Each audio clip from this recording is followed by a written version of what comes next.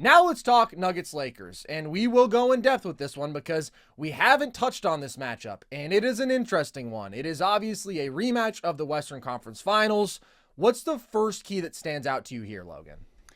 I mean, we're going to go pretty in depth with this one, but I think it's a really simple formula. I don't think it's if the Lakers lose, I think it's when the Lakers lose. I think it comes down to a few key factors. I think one is how much LeBron consistently exerts himself in this series. And I kind of expect a LeBron back against the wall, like trapped animal kind of feel. Like it's basically all or nothing for the Lakers in this series. Like they know that if they knock off the Nuggets here in this first round, that it's not smooth sailing by any means. Like the West is very, very talented. But if they slay the dragon here, the path gets only easier, right? You got the hard part out of the way. And so I do think we're going to see the Lakers exert themselves in a way that we haven't. I think LeBron is going to have to impose himself. And if he doesn't, this series is going to be over in the blink of an eye. I think it is LeBron methodically hunting every possession down the floor. That is getting a switch on to KCP. That is getting a switch on to Jamal Murray. That is attacking those guys. That is, I'm talking about like full bore. Like LeBron can't be kicking out early in the shot clock.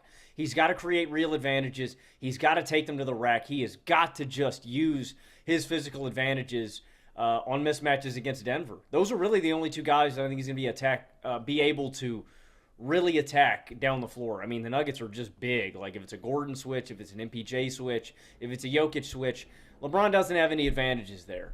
Then the second thing for the Lakers is how much Anthony Davis impacts the game offensively. Jokic is a bad matchup for him, man. Anthony Davis is one of these brute force guys that just uses his strength, and Jokic is a really good deterrent for him. How consistent is Anthony Davis going to be? If he's 20 to 25 plus efficiently every night, guess what?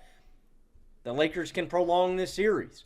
If AD is 20, and then 13, and then 26, and then 12, this could be very quick. And AD's prone to having these mishaps here on the low block. LeBron and AD always give the Lakers such a high baseline for offense because they're physically imposing guys that get downhill, that constantly create rim pressure and penetration, and so they're going to draw a lot of free throws. They're going to take a lot of shots at the rim, and it gives them a good baseline. But it is really about how much Anthony Davis is hitting on those shots and how much LeBron really wants to push himself.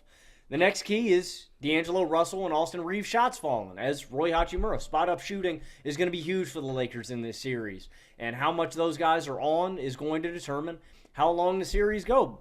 And like I said, I'm anticipating a better series than last year, Carson. I think the Lakers have a massive, massive chip on their shoulders.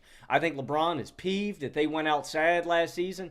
It may have been the greatest sweep ever, but it was a sweep. So I think this Lakers team is going to fight really hard.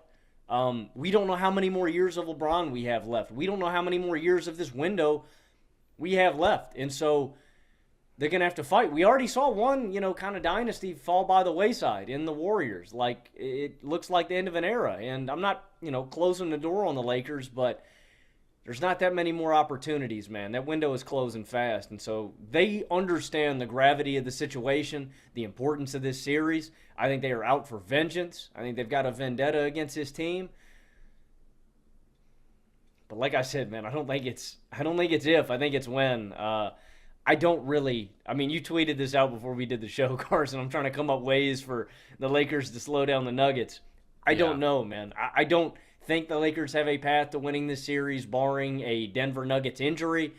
And so, depending on these factors that I listed off, maybe they can push it to 6 games. If all things go right, maybe they can push it to 7, man. I see maxed out Lakers effort, maxed out AD, maxed out LeBron, maxed out guys around them.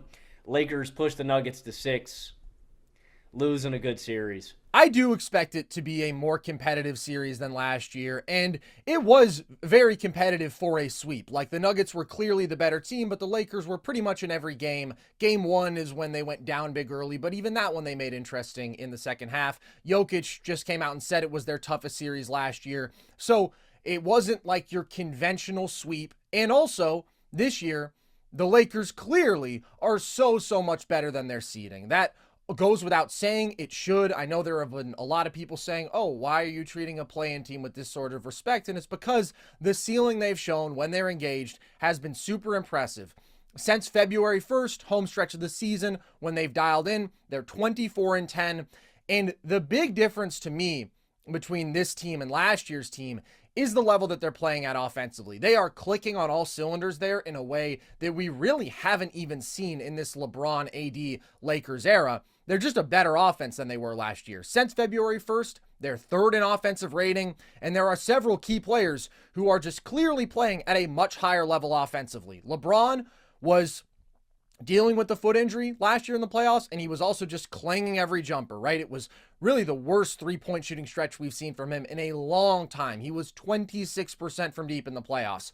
This has been the best three-point shooting season of his career, and he has consistently been lethal off the catch, 41% from deep overall this year. So that alone is a very different dynamic. That just makes him a significantly more effective basketball player because he's always going to hunt his mismatches and kill you in transition and play his bully ball when he is also an elite spot-up shooter you can't help off of, when he's this good as a pull-up shooter, which helps his isolation game when he doesn't want to fully assert himself physically every possession because he just can't really bear that responsibility night after night after night at 39 years old.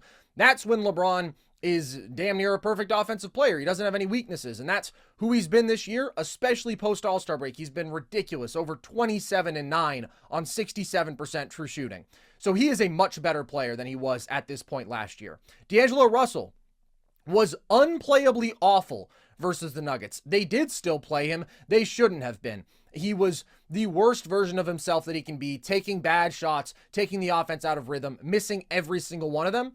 He has been pretty exceptional offensively this year. Elite as a pure shooter, pulling up, very dangerous there, good playmaker, and just a really good option to float the offense and to complement LeBron as he continues to become a more and more valuable off-ball player. So they have a pretty great combination of that interior physical dominance that you get from aggressive LeBron and AD with really good shooting, because Austin Reeves was great in the playoffs, but he has continued to play at a really high level. Elite shooter. Rui Hachimura, we know, is an elite spot-up shooter, also a really physical, good mismatch attacker, smart cutter.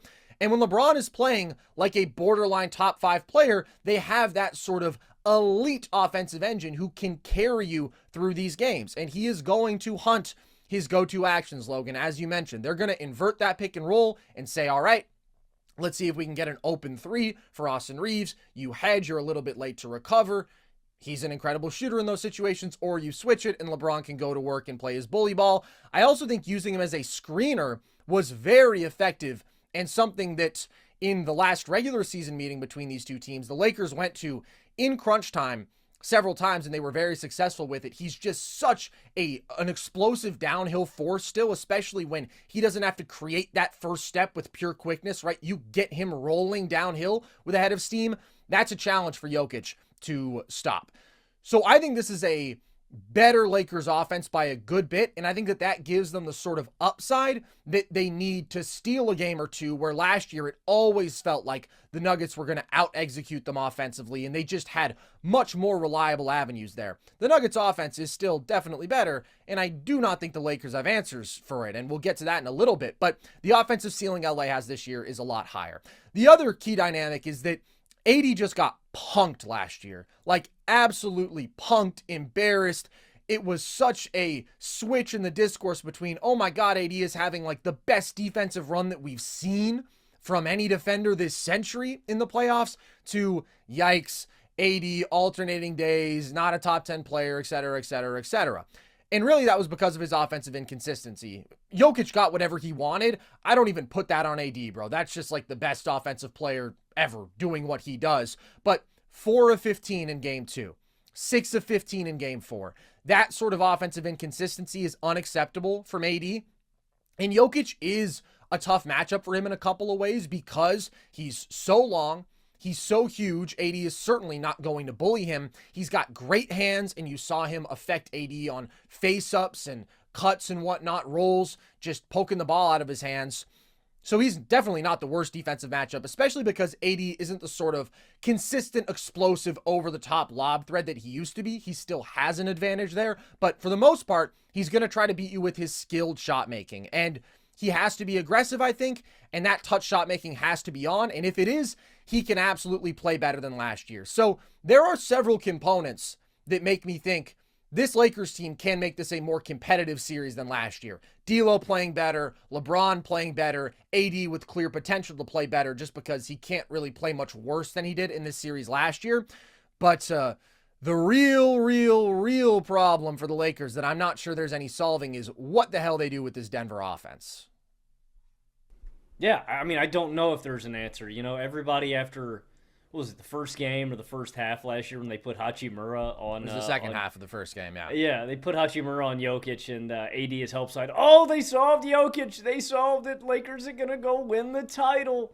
Yeah, I don't think there's an answer, and that really is the key component for me. I do think the Lakers have a higher offensive ceiling. They're just better than last year, and I also think it's, like you said, man, it's a LeBron health thing. D'Angelo Russell is playing so much better basketball, and I really like this starting five. I think physically, I think they match up pretty well just in terms of size, and that's a box you have to check against Denver. Denver's really big. Aaron Gordon, Jokic, Michael Porter Jr., KCP and Jamal Murray. They're not small guards either. Like, physically, the Lakers match up really well against this team, and I think the thing that really could turn the tide in the favor of LA for me, Carson, was if they had like three guys off the bench that I really, really liked. I don't love Gabe Vincent. I don't love Jackson Hayes. I don't love Taurean Prince. If those guys were impactful, maybe it would be enough to swing the series. But no, I don't think that they're going to be able to slow down Denver. And that's been the key advantage. Denver has been one of the best teams in the clutch all year long. Like, I believe, record-wise, offensive rating, defensive rating, net rating, like, Denver is a top 5 team across the board in terms of clutch rating. They're number one in clutch net rating. It's plus 24.5.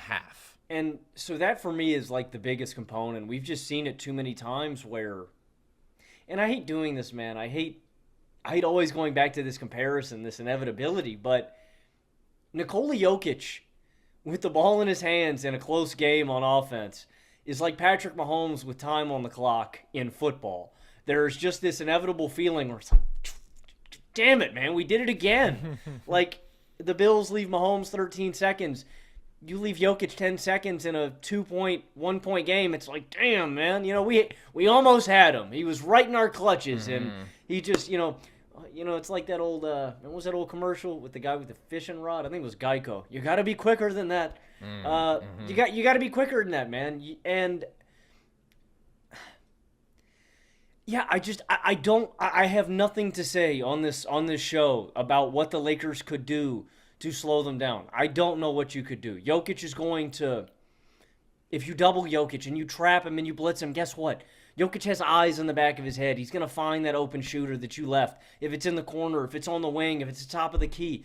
And if not, that guy's going to cut to the bucket and Jokic is going to find him. Like, they're just maybe the best offense I've ever seen. And I don't know how you slow it down. And they've shown me too many times against basically everybody that they're going to find the guy, man. They're going to generate the shot. If it's a two-man game in these scenarios where it's Jokic and Murray, basically what I'm saying is that I guess, man, the Lakers would just really, really have to dominate non-Jokic minutes. Like, really convincingly win non-Jokic minutes to make this a really competitive series, in my opinion. And I don't trust their bench unit enough to really buy into the fact that they could do that. I mean, that's my take, man. I don't really think that you can stop the Nuggets offense. Barring an injury, barring them dominating non-Jokic minutes, I don't really see a path to LA slowing Denver down at all. I don't see that path either, and that's why, even though I think the Lakers are playing significantly better offensively, ultimately, they still, to me, don't have a reasonable chance to win this series just because they're not going to get enough stops. And first of all, Jamal Murray is a bad matchup for them. He has historically played them very well. I just thought you were going to say Jamal Murray's a bad man. You know what, dude? I'm going to say that as well. Jamal Murray is a bad man, and we know that when it comes to these stages, like having a guy who is that special, a pure shot maker who just delivers in the moment, is so valuable. In this series last year, gave the Lakers 32 a night on 65% true shooting. And what's very noteworthy is he did that facing 31 minutes a game of Dennis Schroeder. Jared Vanderbilt was playing early in that series, played only 40 total minutes before he was basically unplayable because of his offense. But like, those are real quality point of attack defenders. Those are hounds. This year, the Lakers' best point of attack option is going to be Gabe Vincent, who I do think is a good defender, but certainly doesn't have the size and length to pester him like Avando does. Also, I just think there's a quickness with Schroeder. There's a just consistent ball pressure. His motor doesn't stop. And also, he's a little bit longer. Vincent has a positive wingspan too, but Schroeder has like a 6'8" wingspan. So I don't think Vincent is as good of an option as either of those guys. He's also just like working his way into playing again, and he played well in the play-in game, but he's also like obviously the third guard here. It's not like they're going to play him more than D'Lo or Reeves, in my opinion, as they did with Schroeder, where Schroeder was playing significantly more than D'Lo. I don't really see that outcome this year. And Vincent guarded Murray reasonably well in the finals, but Miami was at their best there when they had like a bigger wing on him, a Jimmy Butler. I think even Caleb Martin defended Jamal better because Gabe Vincent just isn't big enough to really make him uncomfortable in those matchups. So when they last played in the regular season, Cam Reddish was the guy who they primarily put on Jamal Murray. And I do think Cam Reddish has good tools, but Cam Reddish is out of the rotation right now. And do you trust him offensively as a shot maker and just as like a decision maker to be on the floor playing big playoff minutes? Maybe they try it for a little bit, but I don't think that he's the guy who you turn to as the answer. So just in terms of that point of attack matchup with Jamal, I think they fare worse last year. And I don't think that they're very well equipped to handle him. And then the Jokic matchup makes guarding Jamal all that much harder. Obviously, dealing with Jokic on his own is like this gargantuan task. Good luck. You're just going to fail. But there are specific things that he does in this matchup that create huge advantages for Jamal Murray. One of those things being that in stretches, the Lakers will try Rui Hachimura on Jokic in this series. That was the thing that in the second half of game one, like legitimately turned that game around because AD was doing such an awesome job as a helper. He was affecting Jokic's shots out of the post. He was affecting all of those interior passes to Aaron Gordon, and it swung that game. But I do think that a significant part of that was just the competitive advantage of it being a different look. And now that Jokic shot for a couple games in that series, that was the primary strategy when they last played in the regular season. Rui was on him for most of the game.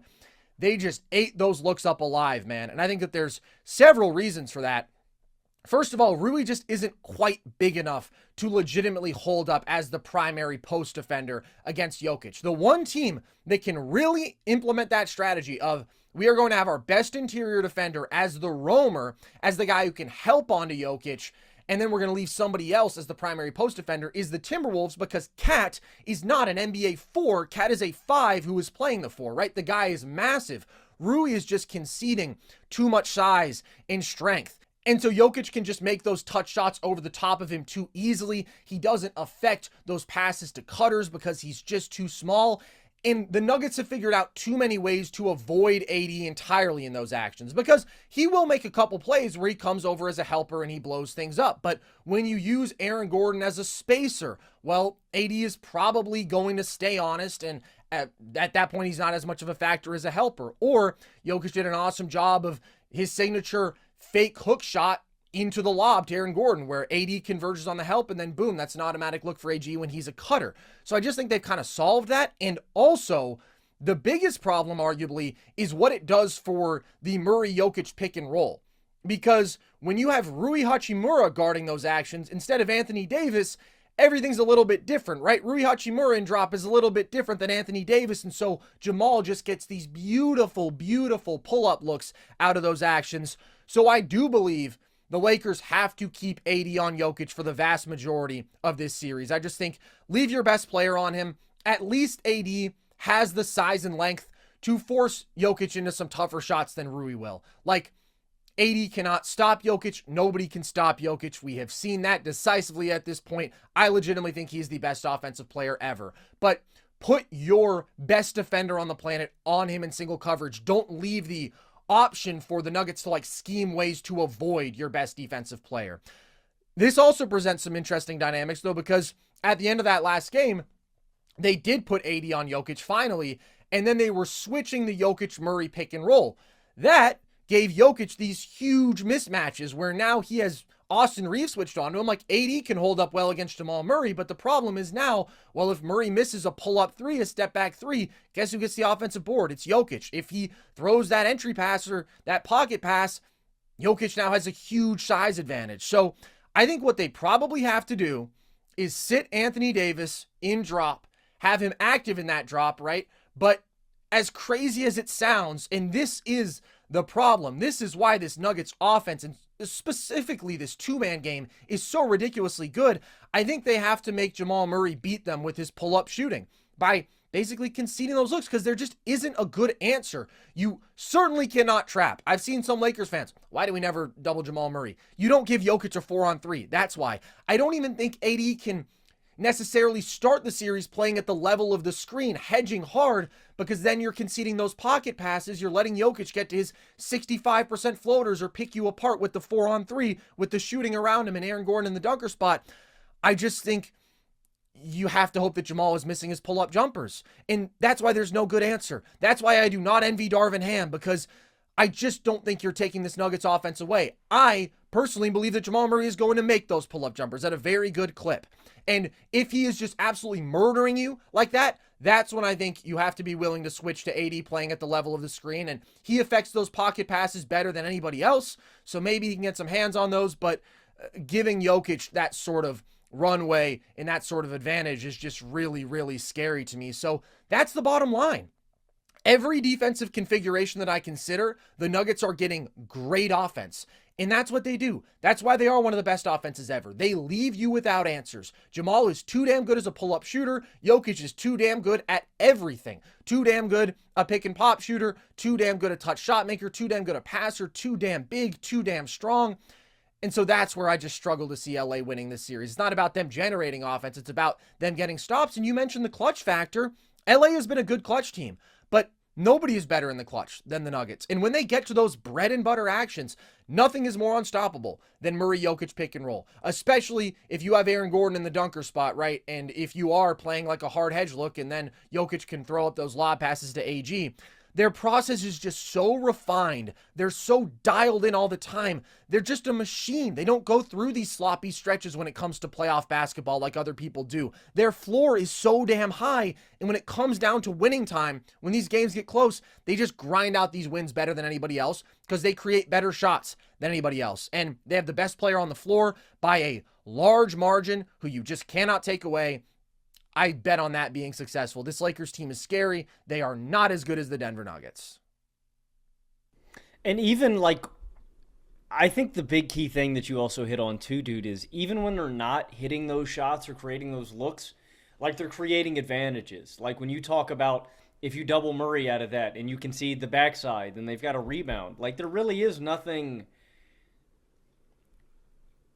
I don't know. There's nothing you can do. I mean, Murray and Jokic is one of the greatest pick and roll and two-man actions in basketball, like ever, man. It is just, yeah. It's like you said, dude. You're just sitting there crossing your fingers, going, "All right, man. Well, I hope Jamal has a clunker today. Maybe we can win."